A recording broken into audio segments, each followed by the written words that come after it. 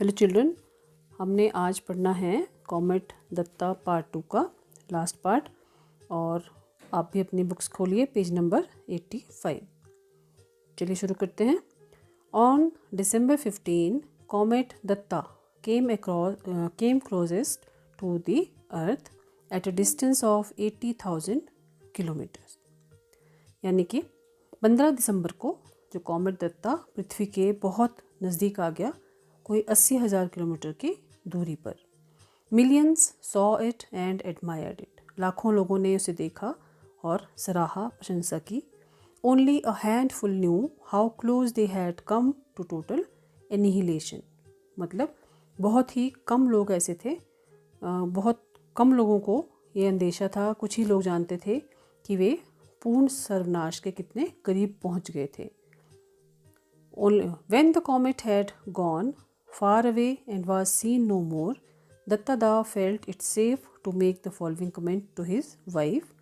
Now that the comet came and went, are you satisfied that no major disaster took place that can be attributed to it? तो जब comet बहुत दूर निकल गया और दिखाई देना बंद हो गया, तो दत्तादा ने अपनी पत्नी से ये कहना सुरक्षित समझा कि अब जबकि कॉमेट आया और चला गया है, क्या तुम संतुष्ट हो कि कोई बड़ा संकट नहीं आया जो इसके कारण हुआ हो? I agree that there has been no major disaster but there could have been some. तो वो बोली कि मैं मानती हूँ कि इससे कोई बड़ा अनिष्ट नहीं हुआ, लेकिन हो तो सकता था। Do you know how they were averted, क्या तुम जानते हो इसे कैसे रोका गया है? Indrani Devi said with quite confidence. Indrani Devi ने बड़े विश्वासपूर्वक उत्तर दिया, क्या आपको मालूम है कि हाँ इसे कैसे रोका गया, इसको मतलब बड़ा नुकसान होने से कैसे रोका गया? तो दत्तादा को लगा कि कहीं से पता तो नहीं था। Dattada looked at her, did she know? Dattada ने उसकी ओर देखा, क्या वे जानती थी? हाउ कुड शी, वह कैसे जान सकती थी? He had never mentioned Project Light Brigade to her, उन्होंने तो कभी भी उससे प्रोजेक्ट लाइट ब्रिगेड का जिक्र नहीं किया था। So he probed cautiously, I don't understand what you mean. तो उन्होंने बड़ी सावधानी से टटोला उन्हें, मैं समझा नहीं तुम क्या कह रही हो। It is very simple, तो वो बोली ये तो बहुत सरल है।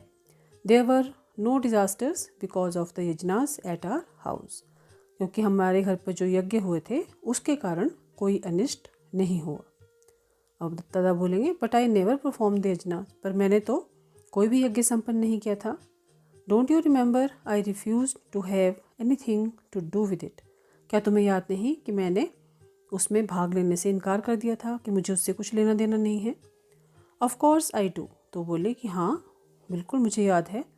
But we found a way out, पर हमने रास्ता निकाल लिया था। एटलीस्ट गुरुजी डिड, कम से कम गुरुजी ने हल निकाल लिया था इस बात का। He said that if you were unwilling to perform the yajna, it would be all right if a descendant of yours did it.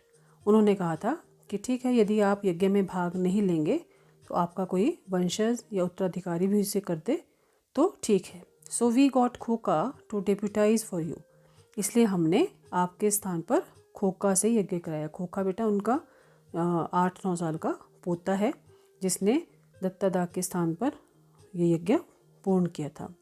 And it has worked, और देखो उस यज्ञ से मतलब हो गया काम, तो इसलिए हमने जब खोका से यज्ञ कराया तो इसका फल हमें प्राप्त हुआ। And it has worked, isn't Guruji clever, क्या गुरुजी चतुर नहीं है? Indrani's voice had a ring of triumph, Indrani की आवाज़ में विजय, जैसे विजय की झलक थी। ट्रायम्फ होता है विजय। Dattada formed a mental picture of Khoka performing the yajna, uttering mantras dedicated to him which he did not understand. तो अब दत्तादा ने अपने मस्तिष्क में मतलब सोचा और खोखा का एक चित्र बनाया, जिसमें वो यज्ञ करते हुए, बोलते हुए, मंत्रों का उच्चारण करते हुए, जिन्हें वो समझता भी नहीं था, और जैसे वो कर रहा हो तो वो इमेजिन कर रहे हैं उसको भी कैसे किया होगा।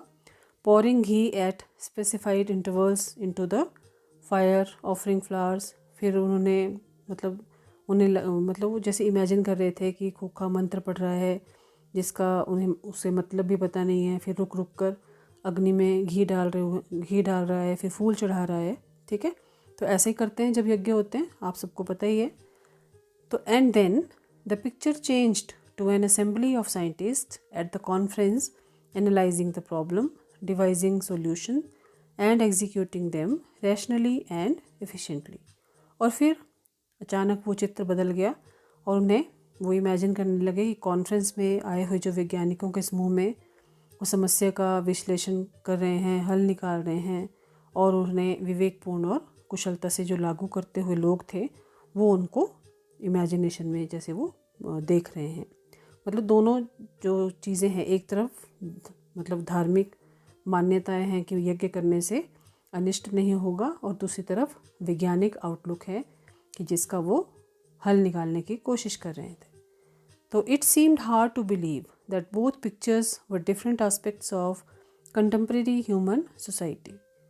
तो ये विश्वास करना कठिन था कि वो दोनों चित्र जो थे वो एक ही समय के मानव समाज के अलग अलग पहलू थे। समय वही है लेकिन दो अलग अलग एस्पेक्ट्स हैं, अलग अलग पहलू हैं। Dattada was aware of the gulf that separates the rich from the poor, the educated from the illiterate, the privileged from the unprivileged. Dattada उस खाई से अवगत थे जो अमीर को गरीब से, और शिक्षित को एजुकेटेड को इलिटरेट से, एडुकेटेड बोलते हैं आजकल उसको, इलिटरेट होता है निरक्षर, और प्रिविलेज्ड मतलब जो साधन संपन्न हो वो अनप्रिविलेज थे, यानी जिसके पास साधन ना हो।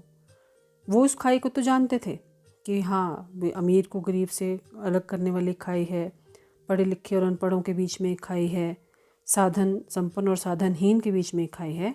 लेकिन but this gap between the rational and the superstitious seemed to him far wider. लेकिन विवेकशील और अंधविश्वासी के बीच की जो खाई थी वो उन्हें सबसे अधिक चौड़ी और भयंकर लगी, ठीक है। मतलब वो ये समझ नहीं पाए कि एक विवेकशील मतलब जिसका दिमाग साइंटिफिक तरीके से चल रहा है, और दूसरी तरफ अंधविश्वास है। तो वो जो खाई है उस दोनों के बीच की, वो उन्हें हर एक खाई से अधिक चौड़ी और भयंकर लगी। और कौन सी खाइयाँ थी? जैसे अमीर गरीब के बीच में खाई है, और पढ़े लिखे और अनपढ़ों के बीच में खाई का मतलब ये होता है कि डिफरेंस है, वहाँ से वहाँ तक पहुँचने में एक खाई को पार करना पड़ता है। तो उन्हें जो सबसे ज़्यादा खतरनाक और सबसे अधिक जो चौड़ी और भयंकर लगी वो थी विवेकशील और अंधविश्वासी के बीच की खाई, which seemed to him far wider, far more sinister. Sinister means भयंकर. Will human society ever succeed in eliminating it? क्या मानव समाज इस खाई को ख़त्म करने में कभी सफल हो पाएगा? यानी कि क्या हम अपने अंधविश्वासों से उबर कर साइंटिफिकली या लॉजिकली सोच पाएंगे? Dattada did not know the answer. Dattada को इस प्रश्न का उत्तर पता नहीं था। तो बच्चों ये था चैप्टर द कॉमेट पार्ट 2, और इससे पहले हमने किया था द कॉमेट पार्ट 1। तो आई होप आपको ये चैप्टर अच्छे से समझ आ गया होगा और आपने समझ भी लिया होगा। अब ज़रूरी ये है कि आप अपनी तरफ से भी इसे पढ़ें, कोशिश करें, क्योंकि जब तक आप खुद कोई काम नहीं करोगे वो आपको नहीं आएगा। बाकी अपना ख्याल रखें, घर पर रहें और खूब मन लगाकर आने वाले जो परीक्षाएं हैं उनकी तैयारी भी करते रहें, और मास्क का प्रयोग करना ना भूलें, बार बार साबुन से हाथ धोएं, और सामाजिक दूरी का जो पालन है वो करते रहें। अपना ध्यान रखें। बाय बाय बच्चों, हैव ए नाइस डे।